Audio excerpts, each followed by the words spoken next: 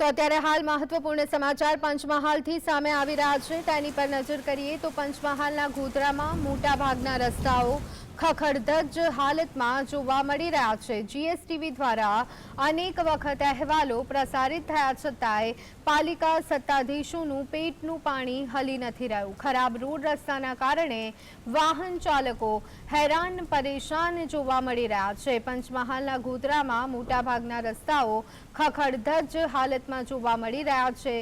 થોડાક જ વરસાદમાં તંત્રની પ્રી મોન્સૂન કામગીરીની પોલ ખુલ્લી પડી ગઈ છે। જીએસટીવી દ્વારા આ સંદર્ભે અનેક વખત અહેવાલો રજૂ કરવામાં આવ્યા છે, છતાં પણ તંત્રના પેટનું પાણી નથી હલી રહ્યું।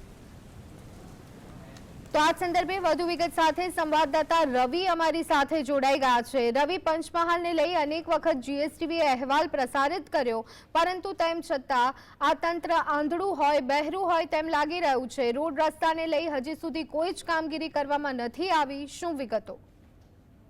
જી, ચોક્કસથી જણાવી દઉં, ગોધરા શહેર સમગ્ર ખડોદરા નગર બની ચૂક્યું છે।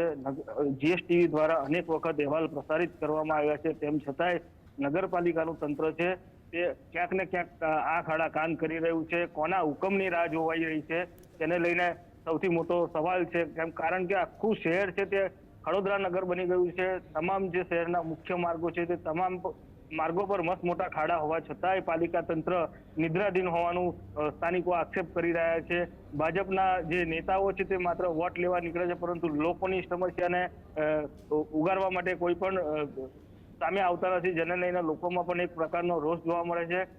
ગોધરા શહેરના બસ સ્ટેન્ડ વિસ્તાર હોય કે પછી ગીધવાની રોડ હોય કે પછી અંતરિયાળ વિસ્તારની જે સોસાયટીઓ હોય, જે તમામ વિસ્તારોમાં મસ્ત મોટા ખાડા હોવા છતાંય પાલિકા તંત્રનું પેટનું પાણી હલતું નથી કે તેને સમારકામ કરવા માટેની પણ તસ્દી સુધા લેવામાં આવતી નથી, જેને લઈને પાલિકાની કામગીરી સામે અનેક સવાલો ઉભા થયા છે। જી બિલકુલ રવિ, સ્થાનિક લોકોનું શું કહેવું છે? કેટલી હાલાકીનો સામનો સ્થાનિક લોકોને કરવો પડી રહ્યો છે? શહેરના રસ્તા બિસ્માર હોવાને લઈને સ્થાનિકો તો અનેક વખત પાલિકામાં રજૂઆતો કરે છે કે ભાઈ અમારો રસ્તો સરખો કરી આપો, પૂરણ કામ કરી આપો, પરંતુ પાલિકાના સત્તાધીશો છે તે કોઈ પણ ફરિયાદ પ્રત્યે ધ્યાન આપતા નથી અને જાડી ચામડીના થઈ ગયા છે, જેને લઈને લોકોમાં એક પ્રકારનો ભારે રોષ જોવા મળી રહ્યો છે। કયા મોટા નેતાની તેઓ હુકમની રાહ જોઈ રહ્યા છે ખાડા પુરાવા માટે, તે સૌથી મોટો સવાલ છે। જી બિલકુલ રવિ, ખાસ કરી અને અત્યારે હાલ હાલાકી વેઠવાનો વારો લોકોને આવ્યું છે। સત્તાધીશો પાસેથી આપે જાણવાનો પ્રયત્ન કર્યો હતો કે આખરે આ જે સમસ્યા છે તેનું નિરાકરણ કેમ લાવવામાં નથી આવી રહ્યું?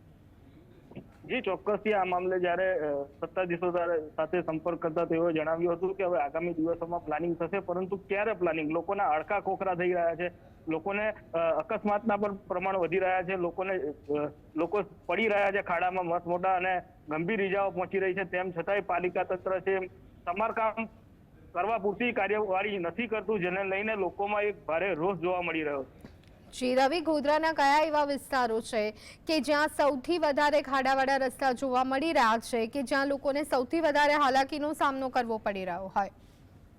ગોધરાનો મુખ્ય ગણાતો બસ સ્ટેન્ડ રોડ હોય, ગીધવાની રોડ હોય, પશ્ચિમ પૂર્વ વિભાગના જે અંતરિયાળ સોસાયટીઓ છે ત્યાં હજુ સુધી રસ્તા પણ નથી બન્યા અને કાચા માટીના રસ્તા છે, અને આ વરસાદમાં જે રસ્તા છે તે ધોવાઈ ગયા છે, તો લોકોને ભારે હાલાકી છે, પરંતુ પાલિકા તંત્ર માત્ર ટેક્સ વસૂલવામાં સમજી છે, પરંતુ કોઈ નક્કર કામગીરી કરવામાં આવતી નથી। ગોધરાના નગરજનો લાખો રૂપિયાનો ટેક્સ નગરપાલિકામાં જમા કરાવે છે, પરંતુ પાલિકાના સત્તાધીશો દ્વારા કોઈ પણ પ્રકારની કાર્યવાહી કરવામાં ન આવતા લોકોમાં ભારે રોષ જોવા મળે છે અને પાલિકાના વહીવટને લઈને પણ અનેક સવાલો ઉભા થયા છે। પાલિકાના ચીફ ઓફિસર હોય કે પ્રમુખ હોય, તેઓ માત્ર એસી ગાડીમાં ફરે છે, રસ્તાના ખાડા જોવે છે, છતાંય તેમને નથી દેખાતા, તે બહુ મોટી બાબત છે। જી આભાર રવિ, અમારી સાથે જોડાવા બદલ અને સમગ્ર